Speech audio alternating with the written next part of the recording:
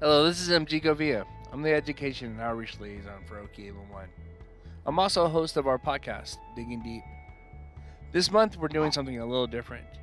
Back in July, I presented over overcoming imposter syndrome and promoting a culture of safety. We felt this topic was important enough to share, and I hope that you enjoy what you're about to hear. Let me know your thoughts when you finish. Thank you. So let's start with an icebreaker, right? We know what we're going to do. We're going to talk about overcoming imposter syndrome and promoting a culture of safety. And so to really dive into this, let's start by poorly explaining your job. If you haven't seen a slide before, take out your smartphone, scan that QR code, or you can go to a browser, just go to slido.com, and I'll ask you for this room number, the 3369-013. Once you put that in, it'll ask you to poorly explain your job. I already put in my job explanation. I talked about safe digging to people while bragging about my PowerPoint skills. So I see some people logging in now to explain your job to me. Remember, this is an icebreaker. You're also anonymous. Your boss isn't going to find out that you stare at your computer for 8 hours a day. You can put anything in here you want, but I do want to kind of get an idea of what's all out there.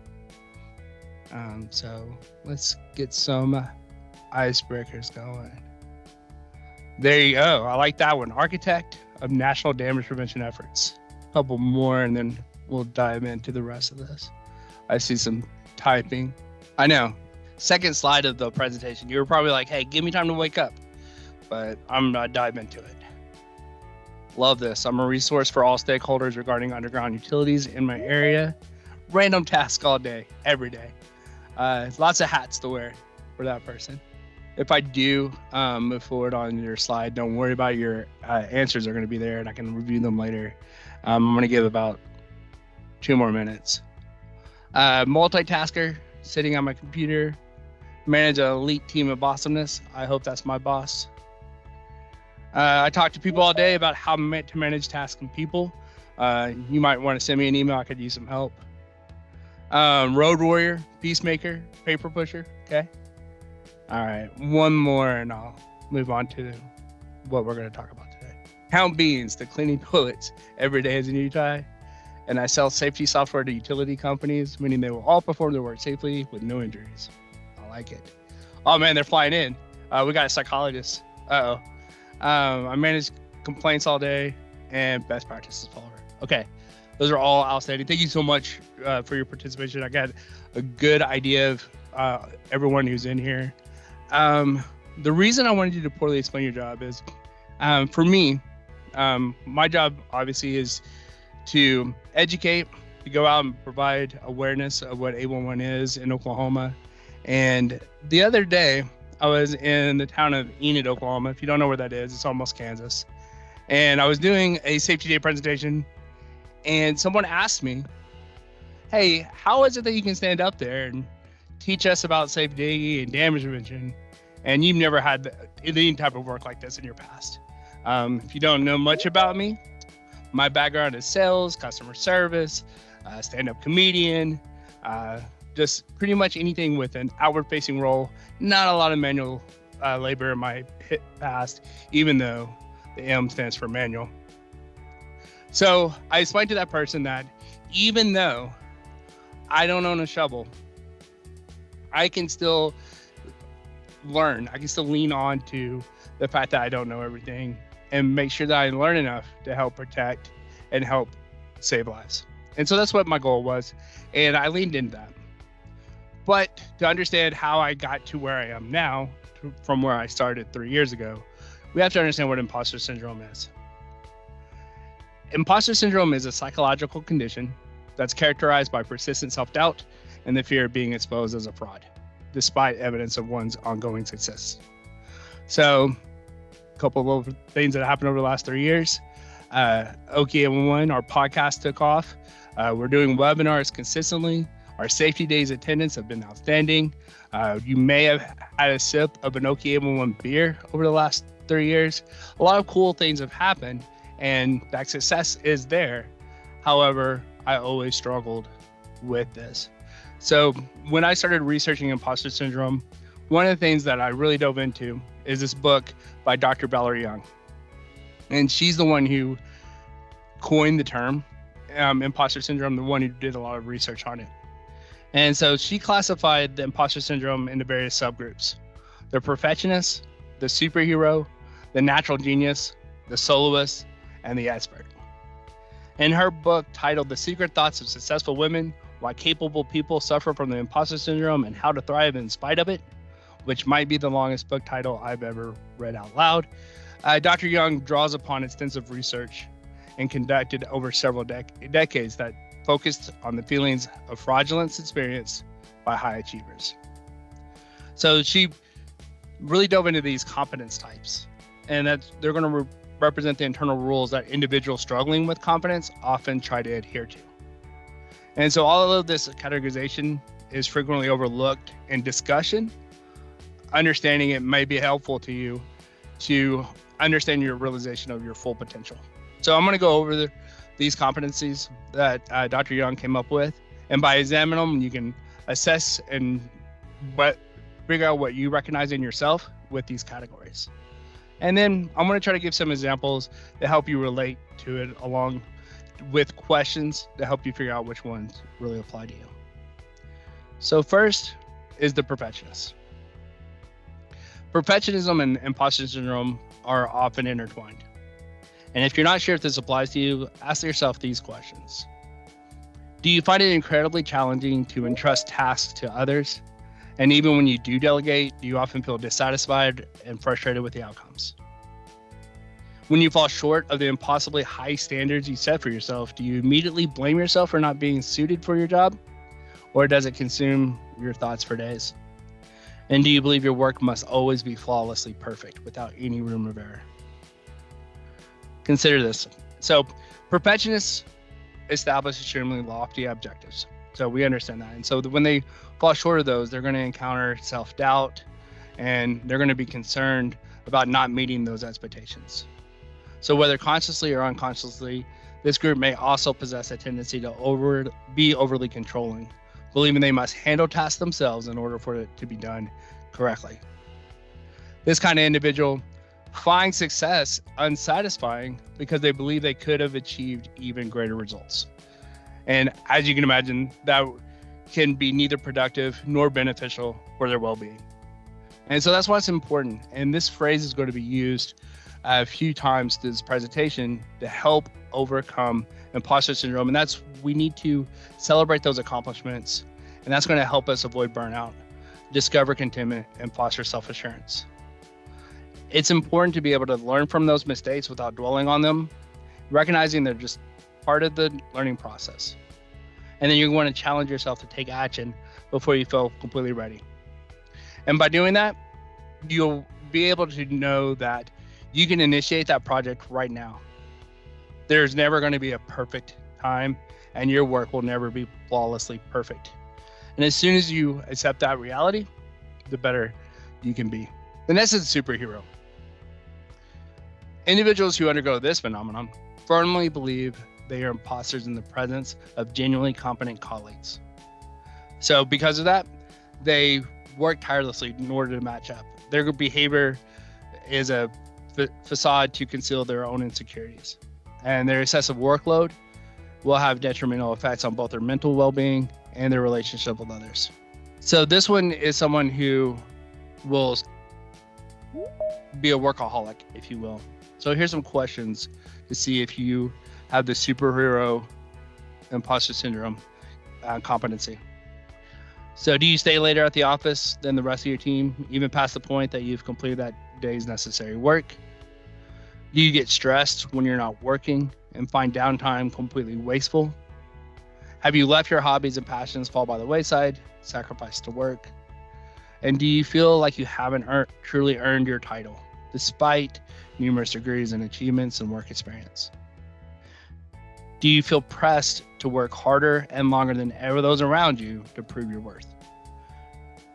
These imposter workaholics are, in fact, addicted to the validation they receive from their work rather than being genuinely passionate about the work itself. It's important to start training yourself to detach from seeking external validation. No one should have more influence over your self-worth than you, and that's not even your boss when they give you approval of a project.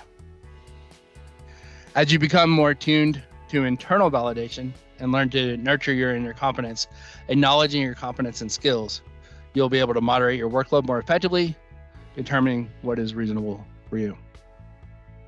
So this one, the natural genius, is one that I relate to. It sounds cooler than it really is, I promise. But according to Jung, individuals with this type of competence believes they must possess innate brilliance. Consequently, they assess their competence based on how effortlessly and quickly they can accomplish tasks, rather than considering the effort they put in for it. In essence, if they take a significant amount of time to master something, they experience a sense of shame.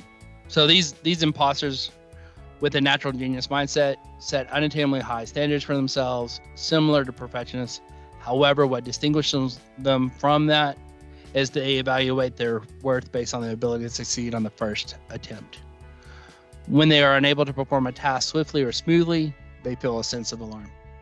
So let's see if this applies to you. Are you used to excelling without much effort? Do you have a track record of getting straight A's or gold stars in everything you do? Were you told frequently as a child that you were the smart one in your family or peer group? Do you dislike the idea of having a mentor because you can handle things on your own? When you're faced with a setback, does your confidence tumble because not performing well provokes a feeling of shame? And do you often avoid challenges because it's so uncomfortable to try something? Consider viewing yourself as a constant work in progress.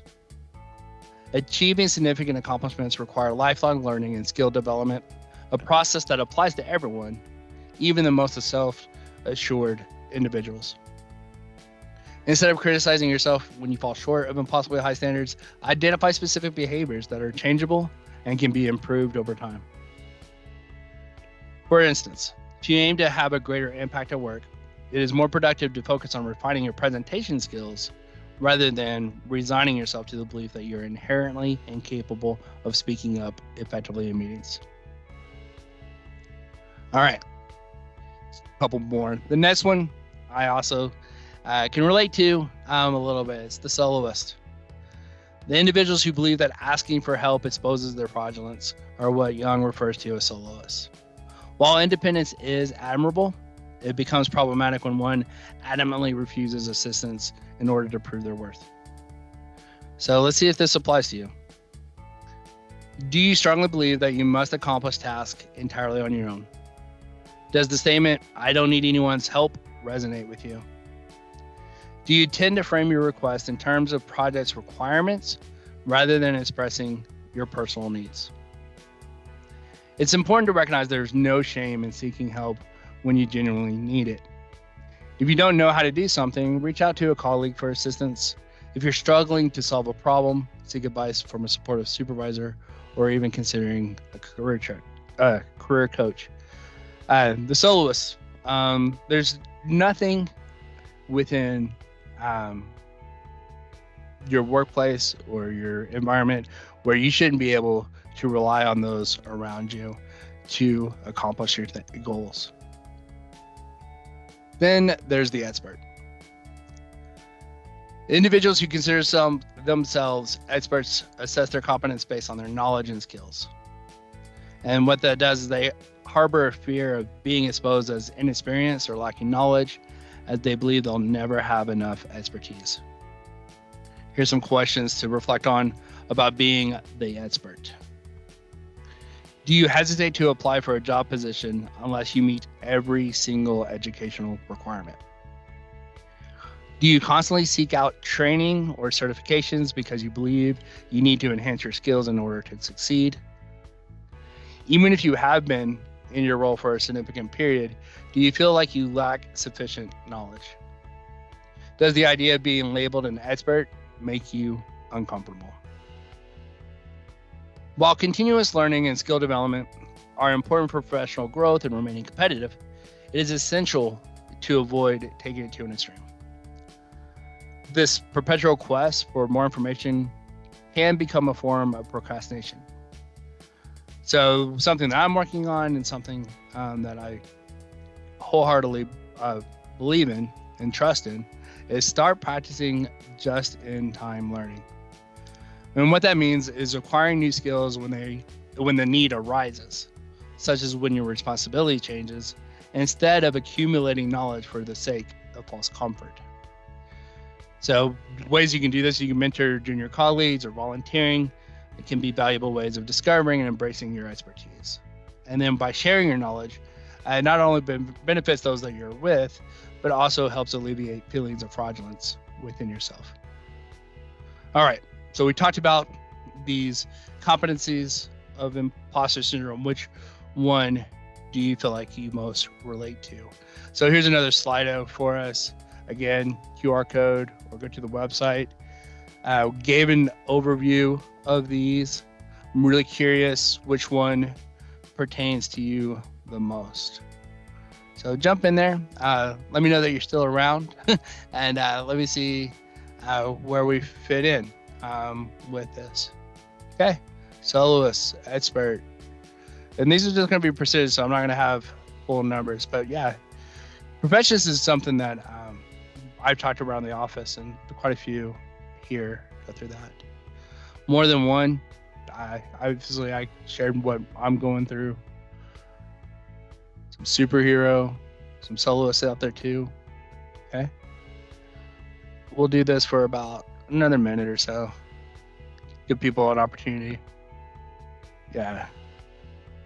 I figured that perfectionist or more than one would be the top two, actually. So, because I feel like even the perfectionist, there's some things that I realized for me that I'm not 100% on. Okay. Cool. So as we can see, you're not alone. So let me explain that a little bit more. In that book, she did some research and she shared some numbers. And one of the things they shared is wants everybody to realize that you're not alone. So 70% of successful people reported experiencing imposter feelings at some point in their life. So 70%. 80% of CEOs feel out of depth in their role. And 84% of entrepreneurs and small business owners report experiencing imposter syndrome. So imposter syndrome is real. And I want you to know that if you've ever encountered this feeling at any stage of your professional journey, there may have been instances where you attributed your accomplishments to luck, charisma, networking, or some other external element. Recognize how unfair and unkind that is to diminish your own capabilities.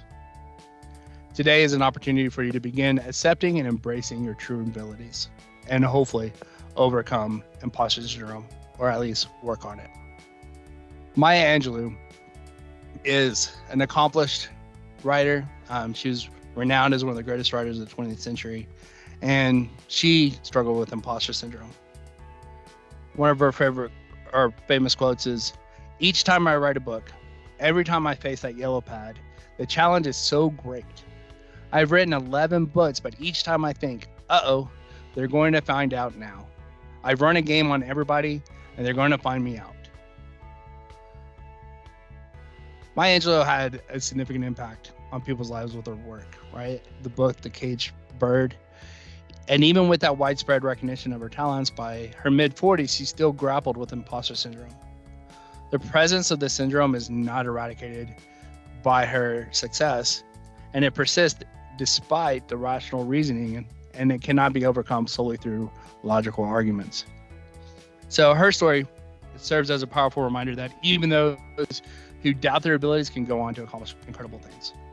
And so hopefully through a few more of her quotes, we can see that despite those self-doubts, and you can overcome that and have those accomplishments as well. Another quote by her: "If a person, any human being, is told often enough, 'You're nothing. You are nothing. You account for nothing. You count for nothing. You are less than a human being. I have no visibility of you,' the person finally begins to believe it. Imposter syndrome can affect anyone, regardless of their gender, their profession, ethnicity, or age. Individuals who have perfectionistic tendencies or experience anxiety are particularly vulnerable to it. However, the way that society treats individuals also plays a role. If someone regularly encounters prejudice, such as Dr. Angelou did, it becomes challenging to prevent it from influencing their self-perception. The initial studies on imposter syndrome back in the 70s focused on women who achieved significant success in workplaces characterized by sexism. Over time, the accumulation of prejudice they faced had a lasting impact on them. They felt like intruders because they were treated as such. A similar dynamic occurs with individuals who stand out noticeably from their coworkers, such as being significantly older or younger than their peers, or being new to a city. So even if they're not mistreated, they can experience heightened self-consciousness, which can develop into imposter syndrome. Courage is the most important of all virtues, because without courage, you cannot practice any other virtue consistently. You can practice any virtue erratically, but nothing consistently without courage, is another famous Maya Angelou quote. If allowed to persist, imposter syndrome can gradually undermine your self-worth and dignity. It may lead you to settle for unsatisfying jobs or remain in toxic relationships because you believe you don't deserve better. However, succumbing to those feelings won't make them disappear. Merely keeping your head down and avoiding challenges is not a viable solution. But nevertheless, when you possess a strong understanding of your motivations, imposter syndrome has less power over you. Having a broader perspective of a clear goal in mind helps mitigate its influence. For instance, if your objective is to ensure the well-being of your family, you can see tangible evidence of their welfare on a daily basis. While doubts may still linger, they become less significant in the larger scheme of things. You may encounter many defeats, but you must not be defeated. In fact, it may be necessary to encounter the defeats so you can know who you are, what you can rise from, and how you can still come out of it. When you achieve something significant that matters to you, again, we want to be able to celebrate and acknowledge your success. By doing that, you're going to treat yourself to your favorite meal, share your accomplishment with others, or indulge in something nice as a reward. On the other hand, when you experience a failure or setback, take a moment to appreciate the absence of severe consequences. Realize, hey, it's not as bad as it could be. And despite the disappointment or mistake, nobody is aggressively demanding that you give up. No one is attempting to invalidate your achievements. There's no reason for you to fear public humiliation or ridicule.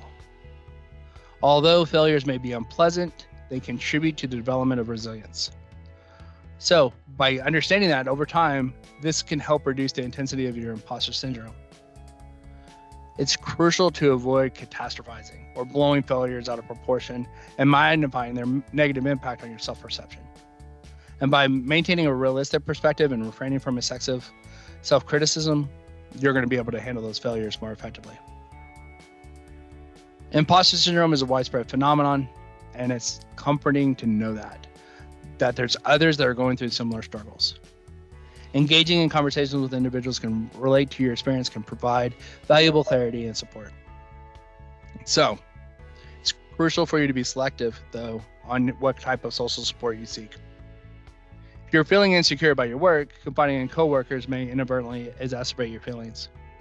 So instead, open it up to your loved ones who can offer understanding and perspective. Creating some distance between your anxieties and your daily work environment can be beneficial.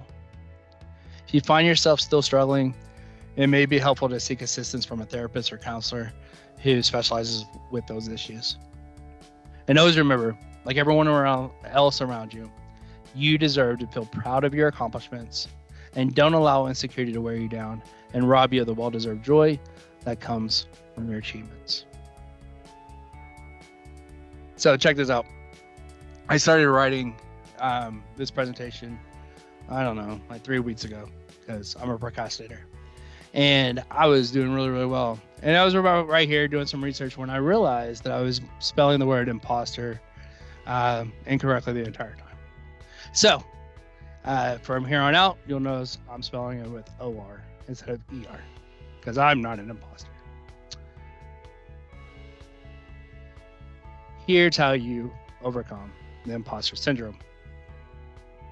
So here's some strategies that you can employ to help overcome these feelings and gain confidence in your abilities. And here's some steps you can take. Let's start with acknowledge and understand imposter syndrome. So, first half of this presentation, we tried to explain what imposter syndrome is, how you can see it in yourselves, what's going on. And just remember that your feelings of not being good enough may not match up with your actual abilities and knowledge. Educate yourself. Even though you may not have much experience in the role that you have or in whatever goals that you're going after where you feel that imposter syndrome, you can still actively learn and gain knowledge in that field. Make use of resources like books, online courses, webinars like today, right? Industry guidelines and training programs. And by educating yourself, you're going to boost your confidence and improve your skills. Seek a mentor or expert for guidance. So for me, in excavation and damage prevention training, I reached out to those in the field, those who are my peers with the facility operators, safety directors of construction companies, and others. By doing so, I got valuable advice, guidance, and support from them. And by having a mentor that can assist you in overcoming challenges, getting answers to your questions, and benefiting from their experiences. So this connection that I've built with those different networks, that has provided aid in my development of my skills and enhanced my self-assurance. This one's huge. Start small and gain practical experience. So by doing this, you'll be seeking chances to gain practical experience, even if they start small and have limitations. Offer to help or observe other experienced professionals, volunteer for relevant projects, or look for internships or entry-level positions in that field. By accumulating hands-on experience, you'll become more familiar with the topic and build your confidence. Get involved with the community by participating in industry conferences, workshops, or online forums. By networking, you'll be given the opportunity to connect with professionals who face similar issues and interests. And by sharing experiences, discussing effective approaches, and receiving support from peers, you can alleviate self-doubt and gain confidence. So please, this is a great opportunity for you as well to network with those peers. Let me know if you've heard this before. Celebrate your achievements. Take time to recognize and celebrate those accomplishments, no matter how small they may seem. Maintain a record for your progress and revisit it frequently to remind yourself of what you've accomplished. By recognizing your growth and successes, you will enhance your self-confidence and overcome imposter syndrome. And my personal favorite, the one that I worked on the most, is embracing a growth mindset. Embrace a mindset that sees challenges as chances to learn and grow. Remember that everyone begins with limited experience, and it's normal to feel inexperienced at first. Prioritize the process of learning and getting better rather than solely focusing on the final outcome. Be patient with yourself and allow for mistakes as valuable learning opportunities. Remember, overcoming imposter syndrome is a journey, and it takes time and effort. So be kind to yourself, practice self-compassion, and focus on continuous learning and growth. And with persistence and dedication, you can develop expertise in excavation safety training, damage prevention, how to properly sit in a chair, whatever is going on, so that you can overcome feelings of being an imposter. So here's one of my heroes. His name is Ted Lasso. If you don't know him, he's on Apple TV. Beautiful series. And if you haven't seen the show, Ted Lasso is an American football coach who gets hired to coach in England, real football or soccer. And so here he is on the plane. He's talking to his assistant coach, and this is what that exchange was like.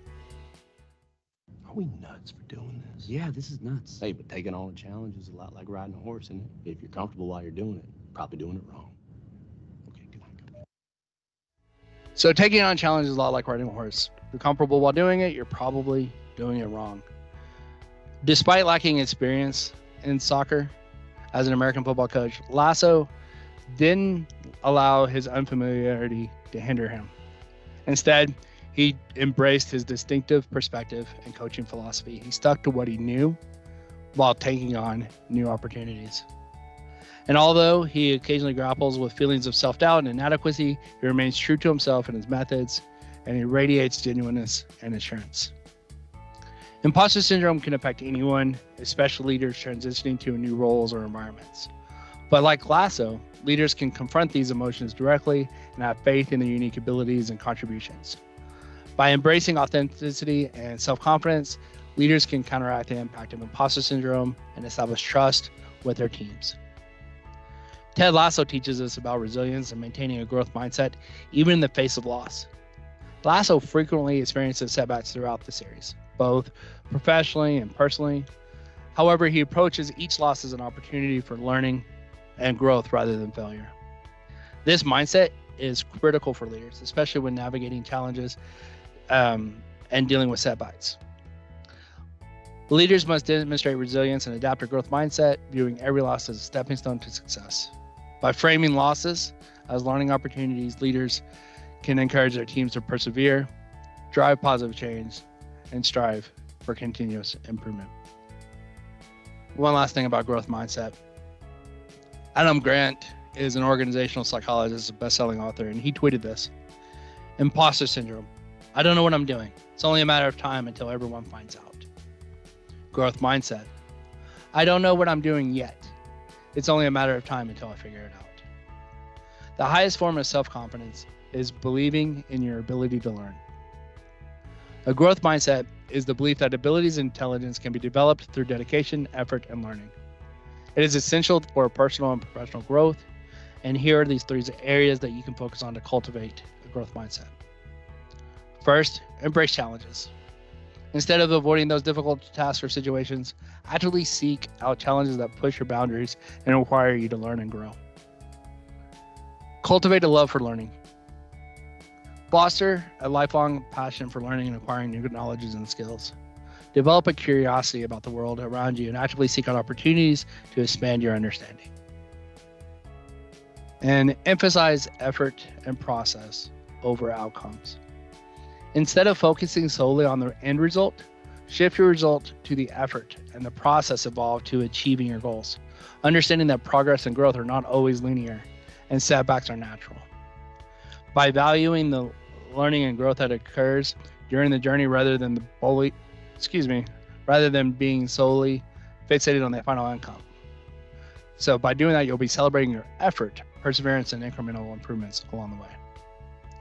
So by doing that, you can foster a growth mindset that allows you to embrace challenges, persist in the face of adversity, and continually develop your skills and ability.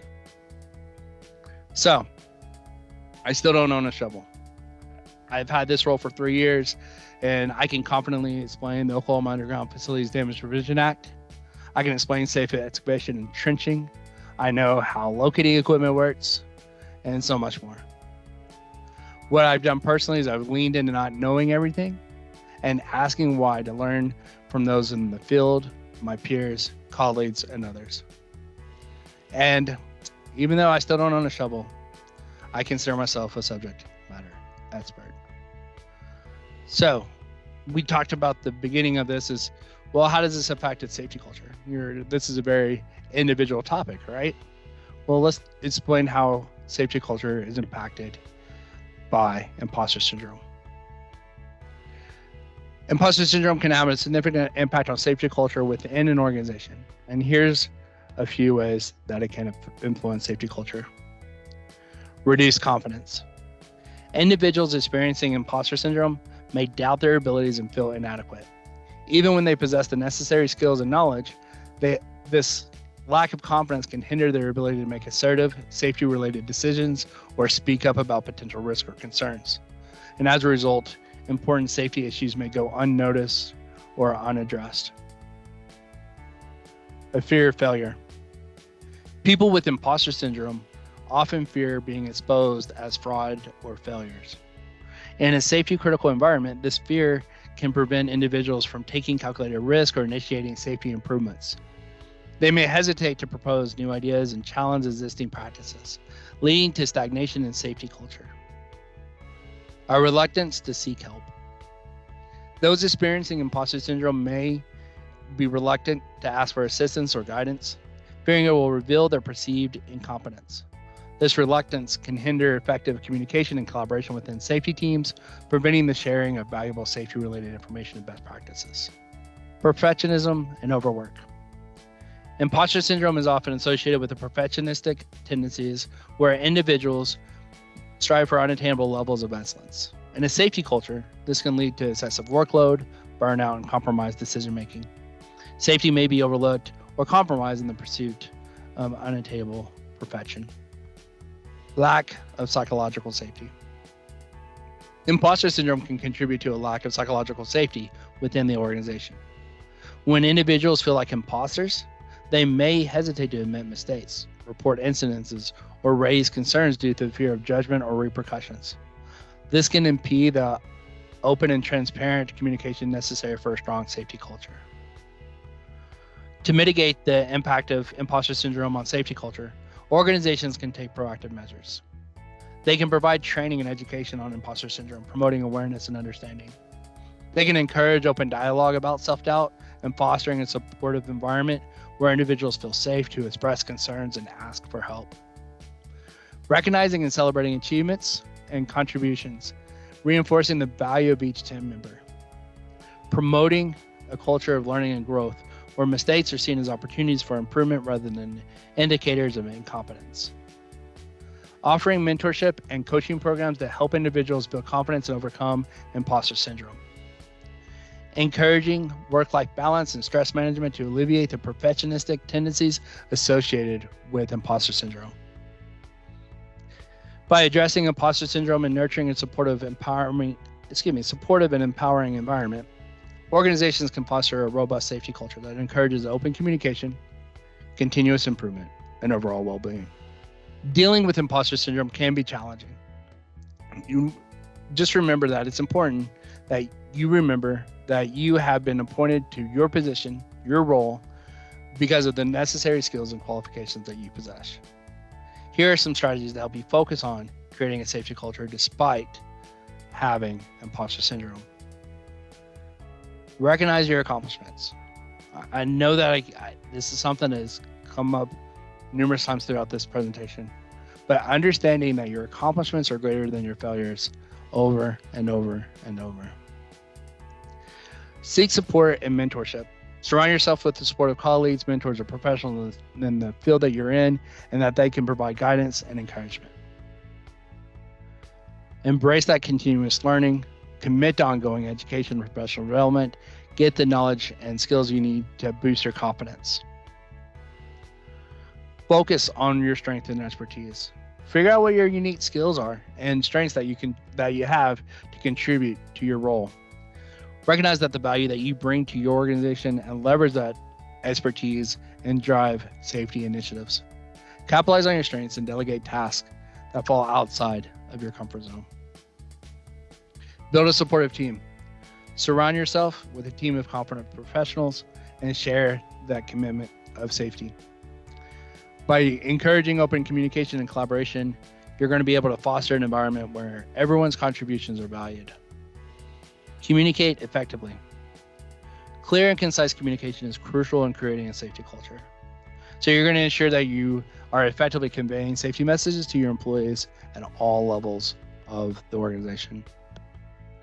And we talked about recognizing your accomplishments. Celebrate success, not only individually, but with your team. Recognize the efforts of individuals and teams who contribute to the safety culture. By celebrating those milestones and accomplishments, you're going to help reinforce a positive environment and motivate others to continue their safety efforts. And practice self-care. Take care of your physical and mental well-being. Imposter syndrome can be emotionally draining, so make sure you prioritize self-care activities that help you relax and recharge. Engage in hobbies, exercise regularly, and seek support from friends and family. Remember, imposter syndrome is a common phenomenon that affects many people, but this can help you overcome self-doubt, focus on creating that safety culture, and make a positive impact on your workplace. Imposter syndrome could have a detrimental effect on the overall safety culture in the workplace. Here's some ways to help out. Here are three reasons why overcoming imposter syndrome promotes safety culture in the workplace. It improves communication and collaboration. Imposter syndrome often leads individuals to doubt their abilities and hesitate to speak up or take action, especially in safety-related situations. So overcoming imposter syndrome encourages individuals to communicate their concerns, share knowledge, and actively engage in safety discussions. And when employees feel confident and empowered to voice their opinions, it fosters a collaborative environment. Enhance problem solving and decision making. Imposters can hinder individuals from trusting their own judgment and making timely decisions, which can be crucial in safety-related scenarios. By overcoming imposter syndrome, employees develop a stronger sense of self-assurance and belief in their abilities. And this increased confidence enables them to make effective decisions and take decisive action to prevent or mitigate safety hazards. And increased reporting and learning from incidents. Imposter syndrome often leads the individuals to downplay their achievements and attribute their success to external factors. Similarly, when it comes to incidences or near misses, individuals may be reluctant to report them or take ownership due to the fear of being seen as incompetent or incapable. Overcoming imposter syndrome encourages individuals to take responsibility for their actions and outcomes, including incidents. And this shift in mindset promotes a culture of transparency and accountability, where incidents are reported promptly and analyzed for root causes. The organization can then learn from these incidents and implement corrective actions to prevent similar occurrences in the future, ultimately enhancing the overall safety culture.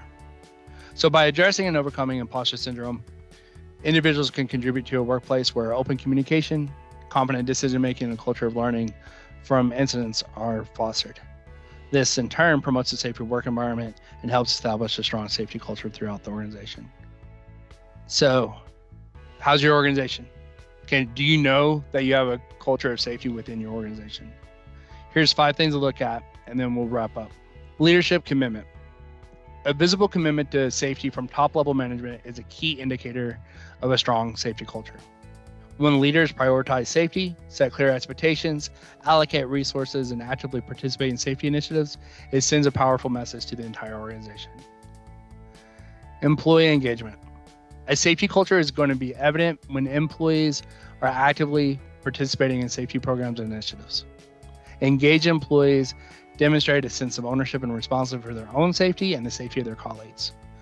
Nothing is safer than a safe team. Open communication. A transparent and open communication system is vital for a safety culture. Employees should feel comfortable reporting safety concerns or incidents without fear of retaliation. Regular safety meetings, toolbox talks, safety newsletters, and anonymous reporting mechanisms contribute to a culture where safety-related information flows freely throughout the organization. Continuous improvement. A safety culture embraces the concept of continuous improvement. This involves regularly evaluating safety performance, analyzing incident data, and identifying areas of enhancement.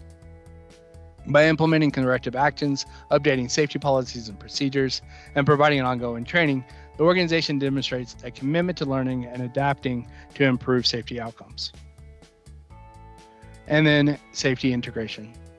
A strong safety culture is integrated into all aspects of an organization's operations. Safety considerations are not just treated as separate or competing priorities, but are woven into the fabric of daily work routines.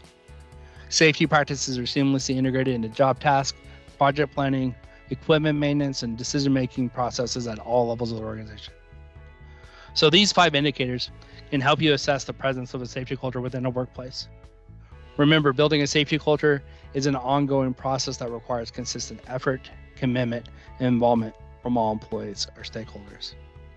And hopefully, as you look at what you have to contribute and what you have as an individual and what you have as skill sets, you can influence those around you and improve the safety culture of your organization. We want to ask you to subscribe to our podcast so that you can be the first to hear each new episode. If you are watching on YouTube, be sure to follow the channel for not only our podcast, but also educational videos on Oki 811 services. Follow us on social media to know of upcoming educational events, such as Safety Days or our Expo, or to know the next time we may be hiring. Thank you for listening to Digging Deep, an Oki 811 podcast. After you subscribe, be sure to share. So, know that was a heavy topic, right? We spent 48 minutes discussing it. But if you do have more information, or you want to share a relatable story, or just give me some feedback, you can feel free to email me. Email address is super easy. It's the word education@oki811.org. Thank you so much for checking out today's podcast.